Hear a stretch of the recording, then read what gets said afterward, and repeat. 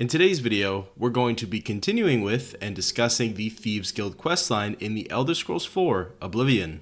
Previously, we were contacted by the Grey Fox through a messenger from the guild. This happened twice, and on the first time we met him in Bruma. It was here he asked us to go to the Temple of the Ancestor Moth, way up in the Jarrow Mountains in the northeastern part of the province. Here we stole a magical artifact called Sevilla's Stone, and the next quest that the Grey Fox gave us involved us going to steal an arrow from the court wizard of Breville. This arrow, titled the Arrow of Extrication, was actually stashed away in Fothis Auron's wizard tower. Now, since we've fenced enough gold, we have to go to a major city and wait for another messenger to arrive.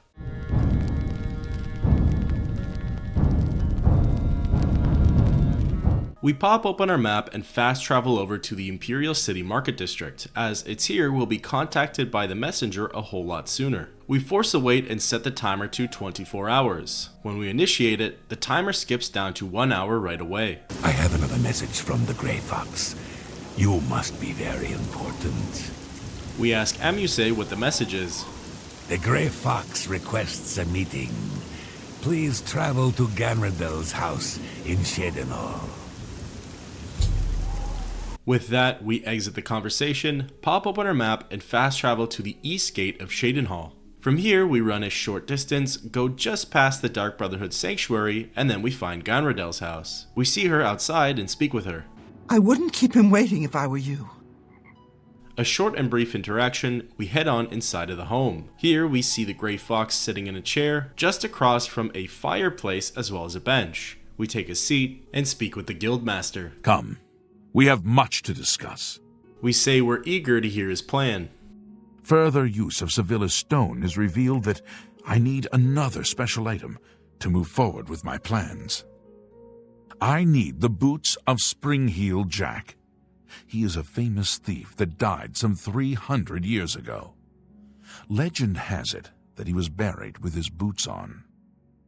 Find out where Springheel Jack is buried and bring me back those boots. Will you do this for me? It pays well. We say we're ready. Capital. The Earl of Imbil is the only descendant of his line that I've been able to locate. His name is Jacben, and he lives somewhere in the Imperial City. There might be a clue in the Earl's house. With that, we exit the conversation, leave Ganradel's house, and fast travel over to the Imperial City. Arriving in the Elven Gardens district, we find a beggar, Frolav the Faker, and speak with him. My children will thank you for your help. We ask about Jacben. I can help. The Earl of Imbil has a home in the Talos Plaza, on the inner wall. Oh, he's an odd one. Keeps to himself mostly, only goes out after dark. A real night owl. We exit the conversation and make our way over to the Talos Plaza district. Here, we find the home belonging to the Earl of Imbil and wait until after dusk. This way, Jacben will be out on his nightly stroll and we can break in and find whatever we need to. We pick the lock and enter inside. Jacben has a fairly big home and we're not entirely sure where to start looking. We do remember the layout of Umbacano's home though, and note that upstairs is likely going to be the best spot to find something. We go into the private quarters, but note that there's a hatch in the ceiling that goes even further. We pick the lock and enter into a small room. Here we make our way over to the only notable piece of furniture, a desk, and pick the lock into there. Peering inside, we see something called the Imbil genealogy. Picking it up, we get a quest update saying that there's no mention of where Springheel Jack has been buried. So the next best option would be to ask Jacben himself. Quickly peering at the genealogy, it mentions that this book traces the male Imbil family lineage. We take a look at every single page and sure enough, there's no mention of Springheel Jack. We exit the attic and as we're making our way back downstairs, we hear movement from behind one of the doors. This could potentially be Jacben, which we could then question him about Springheel Jack. We unlock the first door and don't see anybody in there. We unlock the second door and then we see somebody sleeping. We turn around the corner and get in close to see who it is, and it turns out it's not Jacben. It's somebody else by the name of Gemellus Axius. We decide to leave him alone considering that we broke into this house and that he likely won't take our infiltration kindly. We descend back down to the main floor and exit Jacben's home. It's here we force a wait until daytime, as we know that the Earl of Imbel is home during the daylight. Where this gets a little tricky, however, is that we see that by the icon on the door, going inside of Jack Ben's home is still considered breaking and entering. So we know that this interaction isn't going to go the best. We wander around the main floor and don't see any signs of life, so we go back upstairs to Jack Ben's private quarters. It's here we go back to the main room and see the Earl of Imbel cowering for his life. What do you want? I'll do anything you ask. We ask him about Springheel Jack's tomb. Take everything, just spare me. We tell him to just answer our question. The family crypts are under the house. They give me the creeps. I have the key. Take it. Just don't hurt me. Jack Ben stands up and we notice something peculiar about him. His eyes are red, indicating that he's actually a vampire. This makes things a whole lot more interesting. Usually vampires are bold and brazen and not quite as cowardly, so something seems off here. We turn around and run into Gemellis Axius. Please, don't harm me. What is it you want? It's a little late, but we ask him about finding Jack Ben. The master is not at home. He's out in the city tonight, searching for his supper. If you value your life, intruder, leave before he returns. My guess is that was likely supposed to be a hint at Jack Ben's vampirism. We leave the private quarters and notice that Jack Ben is actually following us. So much for his cowardice. We see that our quest marker points us to the basement, which is where the crypt is, and we pick the lock and go down. We see that the Earl of Imbel is no longer following us. We descend further and pick the lock of another door. Behind this door, we actually see the wooden entrance into the catacombs. We use the key and go on inside. We appear to be in some sort of cave system. We walk forward towards our quest marker and round a small corner. All the meanwhile, we hear the overwhelming and loud noises of undead. We come across a wooden door secured by a hard lock. We pick it and see that just on the other side is a humanoid along with a wraith. We make our way into the small room and hide in a dark corner. We see that both this being and the wraith are crowding the door that we need to get through. We work our way up as the being turns around and we notice that it's actually another vampire as well. We're not sure if there are any more vampires, but this is likely because of Jack Ben's nature. Even when both our foes are faced in the opposite direction of the door, we find it very tricky to manage to sneak past them. And when we made our attempt, we were actually spotted by the wraith, but at this point we didn't really care. We just picked a lock for the door and ran inside over to the coffin of Springheel Jack. Peering inside, we get a quest notification that the boots aren't in here, but there is a diary, so maybe the diary can tell us where the boots are. It looks like our attempt at sneaking is up, so we pull out Goldbrand and begin hacking away at our enemies. First, we kill off the vampire matriarch and then we banish the wraith back to the void. We see that another enemy is ready to join the fight, so we engage with him in combat, and it turns out this enemy is actually Jack Ben, Earl of Imbel. We knew that there was something fishy going on with him, and that whether he all of a sudden had a brave change of heart or it was all a setup is unknown. We successfully slay Jack Ben in combat, while unfortunately contracting porphyric hemophilia. We take a look inside of his inventory and notice that he's actually wearing the boots of Springheel Jack. Picking them up, we receive a quest notification that we can return back to Shadenhall and present them to the Grey Fox. Before we do, however, we figure it best to also read his diary just to see exactly what's going on. The book reads, "I knew a man who was a great thief. He dared steal from Nocturnal herself. How odd that I cannot seem to recall his name. I think we were friends, but I'm not certain. In 3 days I will venture into Taran's crypt. Grave robbing alone is dangerous. Maybe I should try to find a partner. Didn't I once know a great thief?" I begin this second entry in the second volume of my diary on a momentous day. Actually, it is night. The night when my second life begins. It will be forever night for me. I have become one of the children of the night, a son to Mother Wolf and brother to the Bat. I am Nosferatu, a vampire. Tonight is the first night of the rest of eternity. I rediscovered this diary today. It has been 13 years since I last wrote in it. With an eternity before and the blood hunger ever pulsing in my veins, there is little urgency for diaries, or much of anything. Amila is calling to me. I must go. Has it really been 89 years since I last wrote? The pages are getting fragile. I have rediscovered purpose, though it took nearly a century. I have finally gained some measure of control over the blood frenzy. I think I will try to establish a life among the living in one of their great cities. I had forgotten about this diary. I won't bother to calculate how many decades it has been since I last wrote in it. The cattle of this city know me as Jack Ben, Earl of Imbel. Centuries ago, I knew myself as Springheel Jack, the famous thief. I seem to recall having a famous partner, but his name escapes me.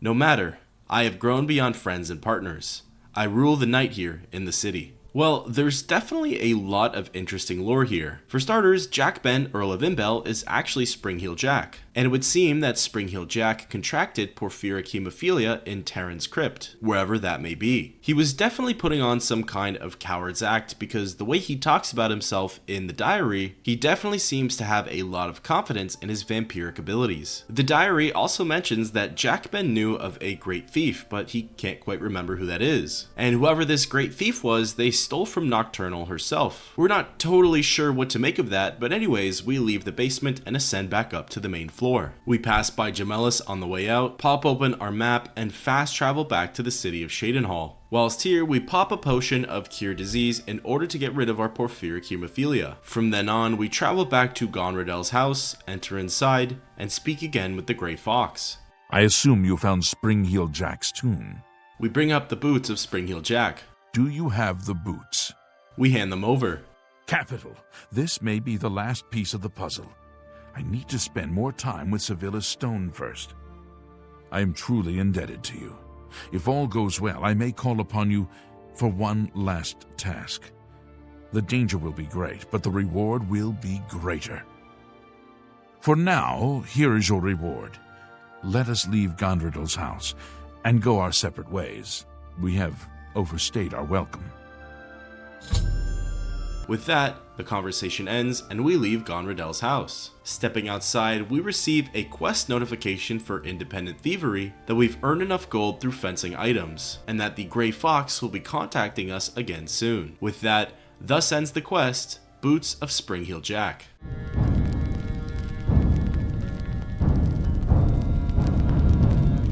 We fast travel over to the Imperial City as it will be faster for the messenger to reach us there. Whilst here, we force a 24-hour wait, and in no time the timer jumps down to 1 hour. I have another message from the Grey Fox. We ask what the message is. The Grey Fox requests a meeting. Please travel to Athralo's house in the Imperial City Elven Gardens. With that, we exit the conversation and travel over to the Elven Gardens. Here, we run over to Athralo's house and enter inside. We see that the Grey Fox appears to be rather excited to see us. We take a seat next to him and speak with him. Are you ready for one last great heist? We ask what he means by the last heist. This is the big one. This is the heist that will be written about and talked about for decades to come. We are going to steal one of the elderscrolls from the Imperial Palace. Are you ready for this challenge? We ask how much the buyer's paying. There is no buyer. This is for glory, not for money. Our names will become legend. I also have a personal need for this particular scroll. As for your compensation, I ask you to trust me. If my plan works, you will get a reward worth far more than mere money. Will you do it? We love the idea. We ask when we start. Capital! I have worked for 11 years planning this heist. Sevilla's stone provided the last bit of information I needed. We ask what the plan is. The Elder Scrolls are kept in the Imperial Palace, behind a door that cannot be breached. Sevilla's stone has revealed a path around this door. You will have to travel the old way. Once used as an escape route for Imperial emperors, it has been forgotten for centuries. To unseal the entrance, you must sneak into the basement of the palace and activate the Glass of Time, whatever that is. We ask where the actual entrance is. In the Imperial sewers. Here is the key for the gate to that section of the sewers. I picked the pocket of Okato himself to get it. We ask about this old way. My scrying with Sevilla's stone has provided clues, but not the details. I know the tools you will need there, but not the obstacles themselves. The boots of Springheel Jack will allow you to leap to an unreachable place. They will also protect you from a long fall. The arrow of extrication is the only way to unlock the final door. Take them both. We ask if that's all he knows. Once you're inside the palace itself, you need to find the reading room. The blind priests will deliver a scroll to you there. We ask how he managed this. I arranged for the notable Celia Cameron to want to read a particular elder scroll. Don't ask how. However, she will be unavoidably detained. You will take her place. Do not speak to the priests. They're blindfolded and will not realize it isn't her unless you speak. As the guildmaster, I am waiving blood price for anyone you kill during this heist. However, I can't stop the watch from putting a price on your head. We tell him that we can't remember all of this. I've written it down for you in this book. I've chosen you because you are the best. Good luck. And with that, our conversation ends. We take a look inside of our inventory and we see that we were given the plan for the big heist. It details every step of the way in order. We also see that we were given the boots of Springheel Jack, which fortify acrobatics for 50 points on self, as well as the arrow of extrication, which is in our weapons slot, meaning that we're going to have to fire it off. We leave Othello's house and begin our big heist right away. We take a look at the map and see that it brings us to the Imperial City Palace. We fast travel over and head directly inside to the Elder Council chambers. From here, we turn left and make our way all the way down to the next door. This door is titled the Palace Basement and is secured by a very hard lock. By getting in, it's also considered trespassing. We get through and see that there's a guard patrolling around. We make sure to stay out of his sight and hook our first right that we see. We make our way across to the green arrow and see that there's a whole bunch of oversized items. Our arrow points us to an oversized hourglass, which happens to be the Glass of Time. We interact with it and get a quest update. The old way should be accessible now, so we leave the basement and ultimately exit the palace. Our map shows us that we need to go to the Arbitorium. Arriving, we follow our quest marker and see that there's a small grate to the southeast sewer tunnel. We enter inside of it. For the most part, this tunnel was pretty straightforward. We came across a few nuisance animals like rats and mud crabs.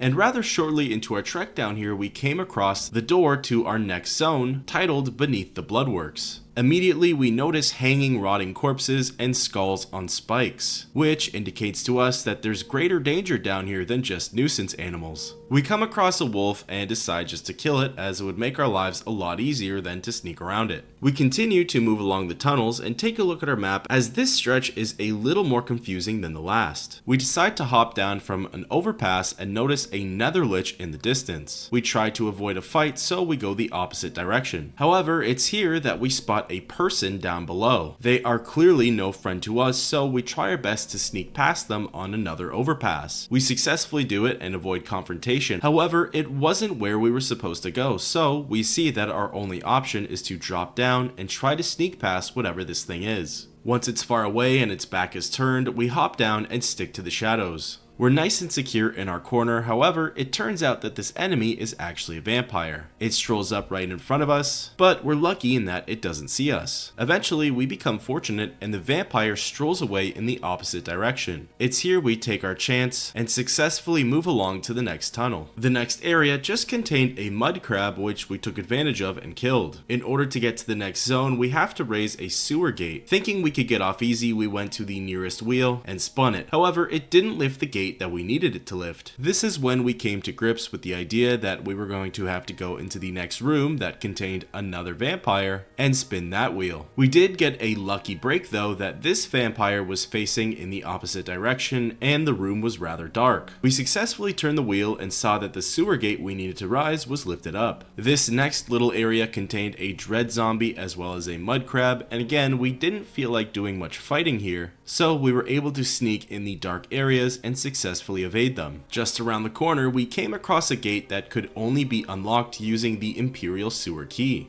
And then it was here we stumbled across a manhole cover to the palace sewers. Successfully getting through, we were one step closer to stealing the Elder Scroll. We did find the beginning of this next portion a little tricky. We had to cross over a little bridge leading to the next area, however down below there was another vampire. He always managed to spot us as we were crossing. At one point we attempted to fight back, however we just didn't have the arrows and the ranged attack for it. So eventually, after reloading the save a whole bunch, we decided to just ignore the vampire and cross over the bridge. Dropping down from an elevated platform, we go in the direction that we think we're being led to, and it's here we see another vampire, and now getting around this one wasn't really an option, so we killed it in combat only to discover that that's not the way we had to go. Plus, we contracted porphyric hemophilia once again. We moved along and came to several rooms, which contained a lot of water from the sewage runoffs. Those were fairly easy to navigate through, and then eventually we found ourselves at the entrance of the Old Way. The Old Way looks very similar to the underground passageways and tunnels that we used to escape from the Imperial prison. The Old Way is completely filled with traps such as pressure plates, as well as various undead. We mostly try to sneak and stick to the shadows, and then eventually come across another door leading to the rest of the Old Way. This zone contains more of the same lower palace aesthetic, and it also holds more undead as well as nuisance animals. Like mentioned previously, there's just a whole lot of sneaking going on, and battling through the undead is totally a valid option here. And it's one that we considered numerous times. It's just for now, in the name of the Thieves Guild, we really wanted to do it a service and just sneak past as much as we could. Eventually we got past all of the undead in this area and made it to the door to the next zone titled the Lost Catacombs. Here we encounter more of the same subterranean setting, and similar to what we've already had to sneak past, there are plenty of undead down here with us. The tricky part, which you'll come to see, is that if we decided to fight our way through here, there's a very good chance that we could easily become overwhelmed. As in most areas, we come across multiples of high-level undead. Dungeon crawling and fighting your way through can be just as monotonous as sneaking your way past all of the enemies. So I find to help keep me sane in these scenarios is having a nice mix of both. Eventually we get to a new area which appears similar to that of an alien ruin, which is certainly a breath of fresh air. We make our way across the giant open area only to see that we have to activate a button of some sorts in order to lift the iron gate. So we make our lives a little easier here and kill both of the dread zombies, and then by looking around the room we see that there's a staircase that, although is a little disconnected, joins the lower level to the upper level. We find two buttons, press both of them, jump back down, and see that the iron gate has been lowered. Going beyond, we see that there's a door leading to a place called the Hall of Epochs. The Hall of Epochs also contains more undead,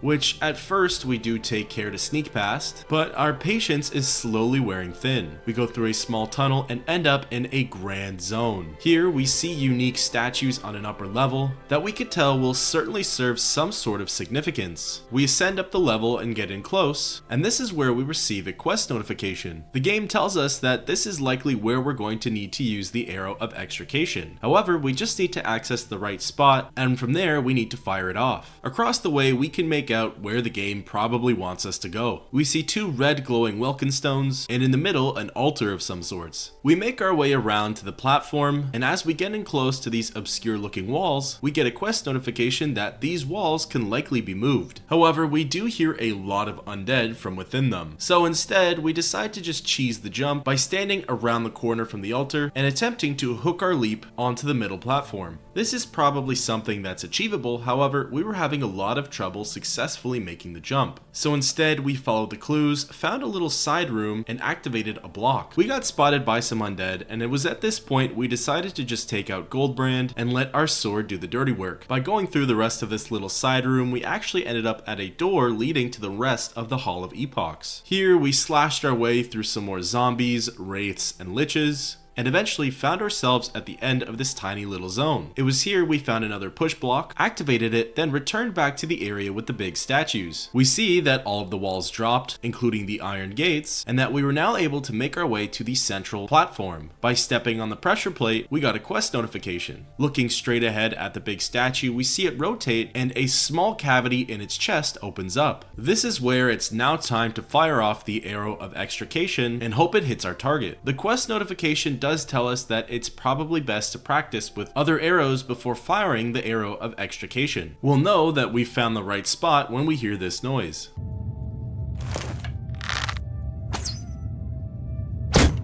So now we equip the arrow of extrication, keep our same angle, and fire it off. As soon as it lands, we get another quest update that it's time to head into the Imperial Palace. We jump down and ascend up the stairs, and as we get in close to the entrance, something neat happens. The Ayleid Guardian statue hops off of its podium and begins attacking us. Wielding Goldbrand, this fight isn't too difficult, and the Ayleid Guardian doesn't hit too hard. We kill it and attempt to loot its body, but don't have the option. By going on the other side, we can actually aggro the other Ayleid Guardian and go through the exact same fight. Once both of them are taken care of, we can descend down the stairs, which ultimately leads us into the Imperial Guard quarters. Not that I didn't enjoy going through the old way, but I certainly appreciate sneaking through the Imperial Palace a whole lot more. We end up in a room full of sleeping Imperial guards, exit through some doors, and find ourselves in the hallways of the palace. We turn left following our quest marker, and by not encountering any guards, we quickly make it over to the Elder Scrolls library. Up here, we continue to move in a counterclockwise direction. We follow an Imperial guard who happens to be picking up crumpled pieces of paper. We're unsure where they've come from, but they're keeping him nice and occupied. Our quest marker leads us to a door that's in the center of the hallway. By picking the lock, it leads us further into the rest of the Elder Scrolls library. We once again go in a counterclockwise direction and lay eyes on a blind moth priest. This details to us that this is more than likely where we need to be. On the ground behind them, we see a switch. We're unsure what it does, but we know that it's always best to pull on them when we see them. We now travel backwards, going in a clockwise motion, and eventually come to a wooden door that's been opened, likely caused by the pulling of the switch. We're unsure how to proceed from here. We know that the priests are expecting a member of the Cameron family, but we're unsure if our presence, as of right now, is welcomed or not. We decide to just go inside and see what happens. We're met with a good sign as one of the blind moth priests bows before us, welcoming us into the Holy Library.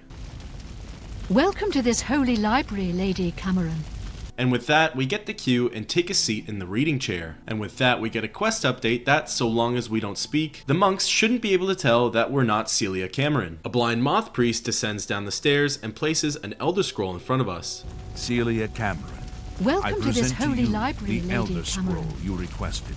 We take a look down at the altar and lay our eyes on an Elder Scroll. We open it up and of course, it means absolutely nothing to us. There's strange symbols, shapes, lines, all in all something that's completely foreign. We take the Elder Scroll and get a quest update. We brag about how we're now the best thief in history. But more importantly, the update also details that we have to find a new way out, as the way we came in is now blocked. Important to note as well is that now the blind moth priests are hostile towards us. So it's important that we're not caught by them. We ascend up some stairs onto the second level. Here we sneak around some priests and pick a lock to a door that leads us back out into the hallways. We continue to move in a counterclockwise direction and end up at a door that leads to the moth priest's quarters. Moving through the hallways here, we successfully avoid a monk on patrol and make our way to the next door, which leads to the Imperial Battle Mage's chambers. Here we pick a lock which allows us to gain entrance into an office of some sorts. Within the office, there are two wooden doors that are secured by very hard locks. We pick these as well, only to reveal a bedroom. These private quarters belong to a member of the Mages Guild named Evangeline Bianic. Just past Evangeline is a fireplace which actually contains a secret chute. It's the one which we need to use in order to escape. However, Evangeline spends a lot of her time simply sitting by and hawking the fireplace. Now, it 100% is a viable option to kill her. Since there's no blood price, there really isn't any issue. However, what keeps us from doing that is the fact that we're a part of the Mages Guild, and because she is too, we don't want to face any unnecessary suspension. So this is when we decided to just back up into a dark corner and wait. We were thinking that surely eventually she'd have to get up and do something else with her life. And this did happen, but we had to wait a very long time for it. So much so that we were completely zoned out and only noticed because we heard her footsteps leaving the room. It was here we made our way to the loose grate to the old way and interacted with it. The next thing we knew, we were falling down a very long chute. Due to us wearing the boots of Springheel Jack, which fortifies our acrobatics by 50, we only took a slight bit of damage from the fall. We recognize exactly where we came out from. In fact, where we dropped down is pretty much right where the entrance back into the sewers are. We retrace our steps, passing by mud crabs, rats, vampires, and liches. Eventually, we make our way on back to a separate entrance, which actually leads to the Imperial City market sewers. Then from here, we find a ladder that leads up to the best defense basement. We ascend up from the basement, go through a door that leads into the main shop area, and then exit back out into the Imperial City. From here, we fast travel over to the Elven Gardens district and make our way back to Othrello's house. Entering inside, we see the Grey Fox eagerly awaiting our return. We speak with him.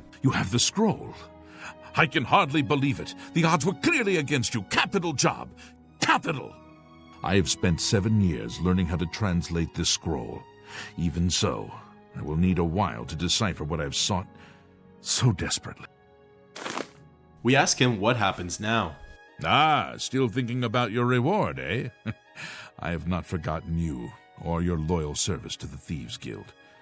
You'll just have to trust me. Give this ring to Countess Umbranox in Anvil. Say nothing about me to her. I need to know how she reacts to it. It may provoke anger or tears. If she asks, just tell her a stranger wanted her to have it. Then report back to me on her reaction. And with that, the conversation ends. The Grey Fox gives us a wedding ring, and we're supposed to go to Anvil and give it to the Countess. Slowly but surely, the pieces are falling into place, as we're slowly discovering who exactly the Grey Fox is. We fast travel over to Anvil, enter inside of the castle, and rush over to Countess Malona Umbranox. What can I do for you? We hand her the wedding ring. This ring belonged to my husband. He's been missing for over 10 years. For some reason, his name and face escape me at the moment. How did you get it? Do you know his whereabouts? Why are you showing it to me? We tell her it's a gift from a stranger. My husband's wedding ring. I never thought to see it again. What I wouldn't give to see him once more.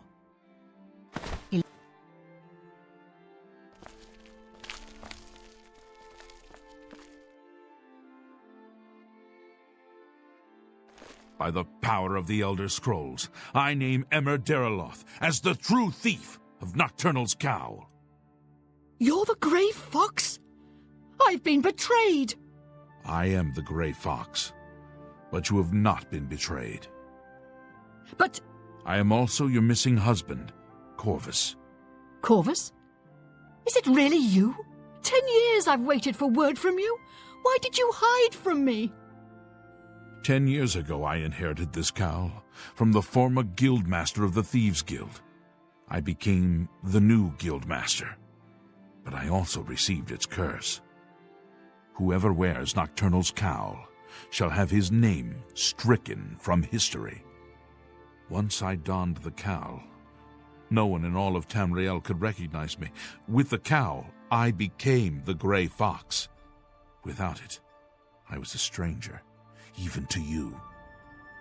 You mean you were unable to return? I've stood right next to you, and you didn't even know it. I cried out to you, "Here I am! It's me, Corvus!" But you just looked at me, confused. You have broken my heart for a second time. I cannot let the infamous criminal mastermind, the Grey Fox, become the Count of Anvil. If you try to announce yourself as Corvus, I will deny you. I will deny you before the Emperor if I have to. I guessed you would say these terrible things to me. That is why I brought my friend along. From this moment forward, I renounce my life of crime forever. I'm passing the Grey Cowl of the Thieves Guild to its new guild master. The Grey Cowl is now yours. You are the new guild master of the Thieves Guild. You will find that history has been altered tonight. Such is the power of Nocturnal's curse that lifting it can alter time itself. We ask what the difference is. If Emmer Deriloth had not stolen Nocturnal's cowl, the Thieves Guild would never have fallen on such hard times. Because of the curse, he was unable to operate in the normal world of business and society. He could only act as the guild's figurehead. That has been undone. If you go to the Imperial City, you will find that the Thieves Guild has a guild hall on the site of the ruins of Deriloth. It's you.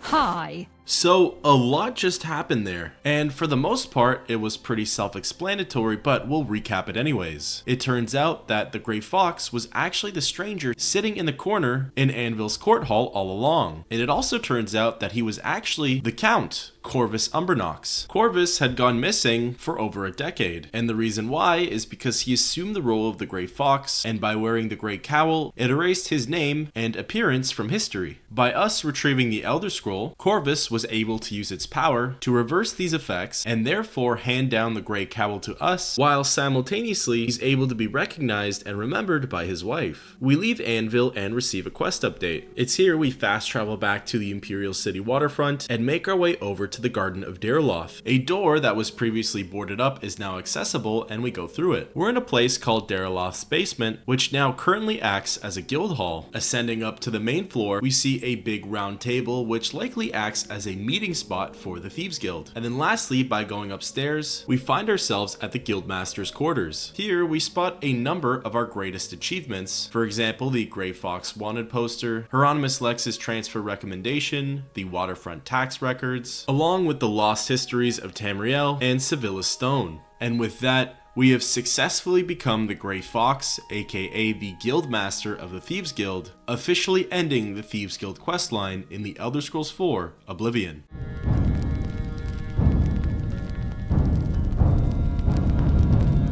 Before we get into our thoughts on this questline, let's discuss how the Grey Cowl works. For starters, it's a piece of clothing that goes on our head. It has the enchantments of Detect Life for 120 feet, Fortify Sneak for 25 points, and Feather for 200 points. However, none of these come even close to the real reason as to why this cowl is so infamous and coveted. While we're donning the persona of the Grey Fox, any and all of our crimes are held as the actions belonging to that of the Grey Fox. So, when the cowl comes off, we're back to our normal selves and any bounty inquired while wearing the cowl officially goes away. So this means we can undergo the most heinous crimes in Oblivion, killing innocent civilians, theft, assault, you name it, and when we're done, we simply remove the cowl and all is forgiven and back to normal. It's the best way to commit crimes resulting in the least amount of consequences, and honestly, can be used by every single character type to gain some sort of advantage in the game. Now, let's discuss our thoughts and feelings towards the Thieves Guild questline. I really enjoyed myself whilst playing through it. I've mentioned it previously, but I had never actually fully completed the Thieves Guild storyline before, so getting to do it now with all of you has been amazing. The story itself is really great and refreshing. I really enjoyed how we got initiated into the guild, worked our way up through the ranks, worked directly for the Grey Fox, and in the end, became the Grey Fox himself. The highlights for me would be gaining access to fences, as that now makes stealing items without a purpose completely worth it. Being able to sell them off for gold really changes the whole burglary game in Oblivion. I really enjoyed the quests, the Elven Maiden, Adarji's Heirloom, Lost Histories, and Turning a Blind Eye. I took a big liking to the overarching questline that features Hieronymus Lex, getting rid of him only to have him transferred over to the city of Anvil. This was a really neat moment, as we can see that Corvus Umbernox puts on a show of not liking Lex, but knows how good of a watch captain Lex really is, and that he'll protect his wife from anything in his absence. On a separate note too, the subtle nod that Springheel Jack knew Emmer Darloth before he took the cowl, and then couldn't remember who he was afterwards was a really nice touch. I can also really appreciate that even though there isn't any more content for the Thieves Guild after the ultimate heist is completed, instead of a weekly compensation, we receive a really neat and useful item, the Grey Cowl of Nocturnal. I also really liked how Corvus's disappearance is deep-seated lore in Oblivion that happens before we even start the game. So to get to see that story play out is fantastic. There isn't a whole lot that I dislike from the Thieves Guild. It only has 12 quests, which puts it as one of the shorter quest lines among the factions, which I would say is neither here nor there. Personally, I'm not the biggest fan of sneaking in video games. I like it here and there, but a whole faction surrounding it isn't necessarily my forte. It does get made up for, however, in that a lot of these individual quests, there's no blood prices either on certain factions of enemies or at all. To be honest, I wasn't too big on the first half of the Ultimate Heist quest. It felt like to me a fairly standard dungeon crawl that featured way too many undead and not enough unique elements. The second half was great and stealing the Elder Scroll was fantastic, but the first half dragged on in my opinion. Overall, having completed all of the factions now, I don't know where I would put the Thieves Guild's questline. Maybe it could be tied for second with the Fighters Guild being just behind the Dark Brotherhood. The Dark Brotherhood featured my favorite elements in the game, having unique dialogue options that could change our outcome for each quest, the opportunity to receive bonuses depending on how well we perform, and the ability to choose a stealthy versus direct approach. The Thieves Guild quest has some of those aspects as well, but I don't think it surpasses my experience whilst playing through the Dark Brotherhood. Again, just due to my personal playstyle, I prefer to kill things and engage in combat than to sneak around, and obviously this affects my opinion and my rankings. But the Thieves Guild storyline does outweigh that of the Fighters Guild, so maybe I'll have to put the Thieves Guild in second and the Fighters Guild in third. Thank you for coming along this journey with me, as now all that we have left to do in Oblivion quest-wise is finish up with the Daedric Shrines, go through the main quest line, and exploring the other plugins that are not featured in the Xbox Game of the Year edition of Oblivion. Until next time, keep on adventuring.